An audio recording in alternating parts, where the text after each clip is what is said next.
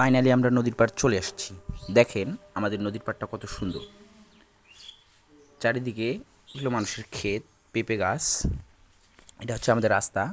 এই দেখেন নদী। নদীটা দেখতে অনেক সুন্দর। তারপর আবার কয়েকদিন ধরে বৃষ্টির কারণে অনেক পানি বেড়ে গেছে। আপনাদেরকে এটা একটু জুম করে দেখালাম। আমি এখন যাব, নদীর একটা ঘাট আছে, সেখানে নামবো। নামার পর আপনাদেরকে ক্লিয়ারলি ভালোভাবে জিনিসটা দেখাবো। চলেন যাই। হাঁটতে থাকেন, হাঁটতে থাকেন, হাঁটতে থাকেন।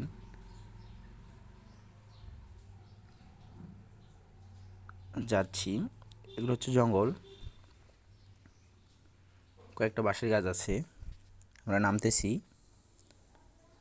1 2 3 4 5 6 7 8 9 10। ফাইনালি নদীতে নেমে পড়লাম। এখন নদীটা দেখেন, অনেক কাছ থেকে দেখাচ্ছি নদীটা। নদীতে অনেক স্রোত, খুব একটা বেশি স্রোত না। নদীর পানিটা অনেক পরিষ্কারই দেখা যাচ্ছে। নদীটা একটু ভালোভাবে দেখাই। দেখেন, ওয়াও কত সুন্দর। তারপর নদীটার চারিদিকটা দেখেন, সুন্দর দেখেন না? দেখা যাচ্ছে না? বাহ। ওই দিক থেকে পানিটা আসতেছে গাইস। ওটা হচ্ছে উত্তর দিক, উত্তর থেকে দক্ষিণে যাবে।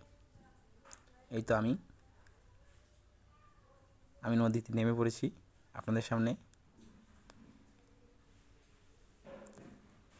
সো গাইস, আমরা আরেকটি ঘাটে যাব, আপনারা অপেক্ষা করেন।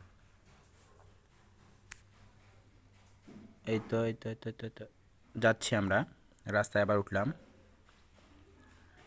যাচ্ছি। এই তো, এই ছেলে দুটো আমার সঙ্গে আসছিল। এই তো, এটা কি ছাগলের দড়ি লাগাইছে গলায়?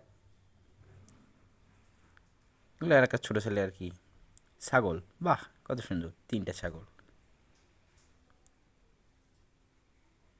তারা আবারও চলে আসছে ক্যামেরার সামনে। তারা কত এক্সাইটেড। আমরা আরেকটি ঘাটে নামতেছি। এই তো যাচ্ছি। এখান থেকেও নদীটাকে অনেক সুন্দর দেখা যাচ্ছে।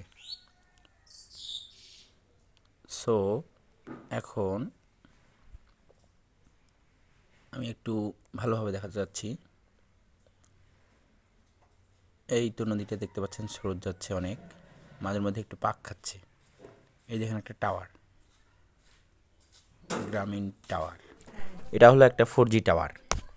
এই টাওয়ারটার কারণে আমাদের এলাকায় অনেক নেটওয়ার্ক, 4G নেটওয়ার্ক সবসময়।